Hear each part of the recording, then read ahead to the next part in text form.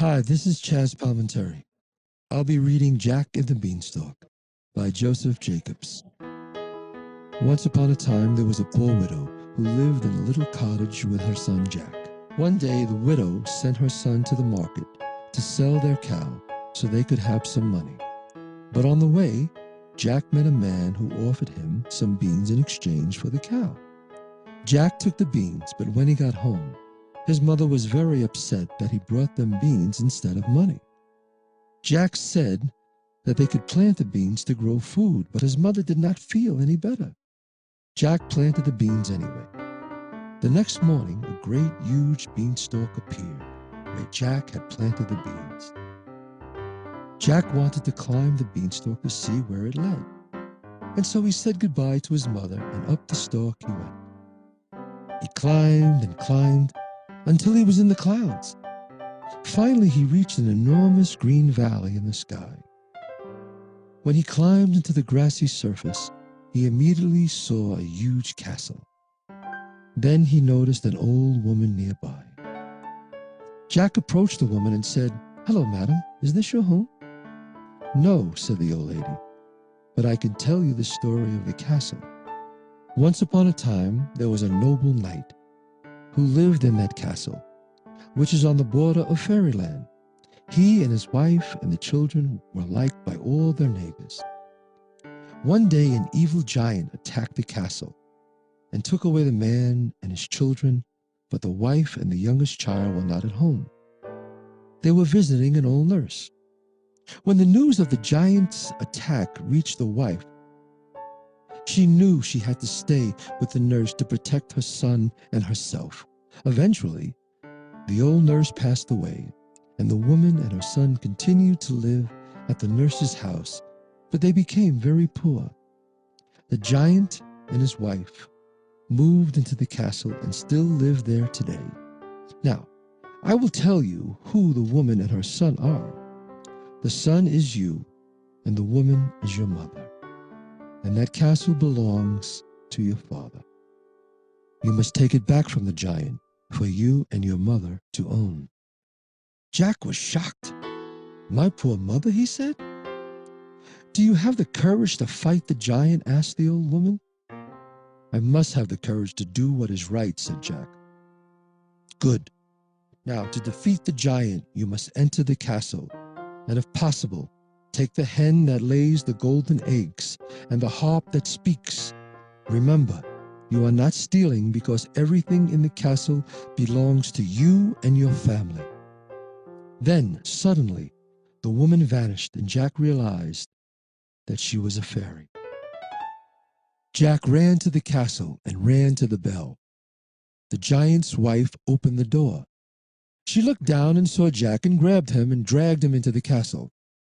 Then she told Jack that he was to be her servant and to help her with her chores, but that when her husband was home, he would have to hide in the closet so that he would not eat him.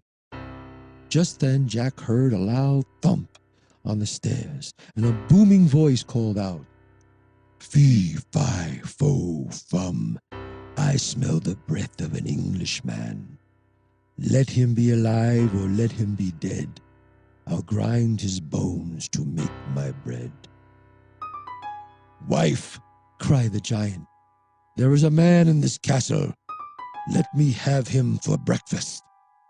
But the giant's wife shouted back that he was wrong and that no one was in the castle. Later, the giant left for a walk, and Jack helped the giant's wife with all her many chores around the huge castle. That evening, the giant returned for supper, and Jack hid in the closet. He watched as the giant and his wife sat at the dining table, and he saw that at the giant's feet was a hen. A few minutes later, the hen laid a golden egg, and Jack realized that this was the hen that the fairy had told him to take. So, when the giants had gone to sleep, he snuck into the dining room and snatched the hen.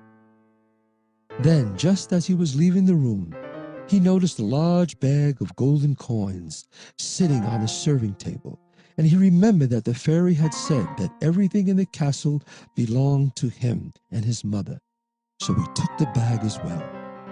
He rushed out of the castle and down the beanstalk to his mother's house. Jack woke his mother and showed her the hen and the bag of gold and told her about the giants. She was shocked and happy for the gold and the hen, which would save them from being poor. But she wanted Jack to stay and not return to the castle. But Jack convinced her that he must go back and fight for their family's castle. Jack snuck back into the castle and back into the closet before the giants awoke. The next day, the giants and the giantess had their breakfast, and afterwards the giant lay down and said, "Wife, bring me my harp, and I will listen to some music while you take a walk."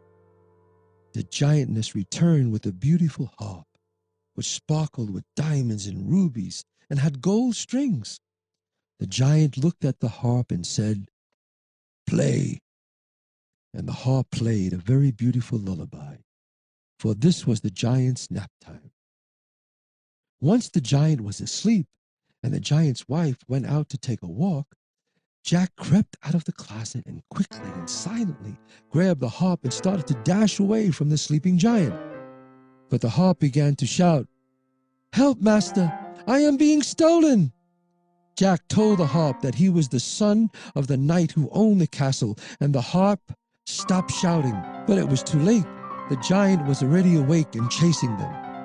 Jack ran out of the castle and all the way down the beanstalk to his mother's home.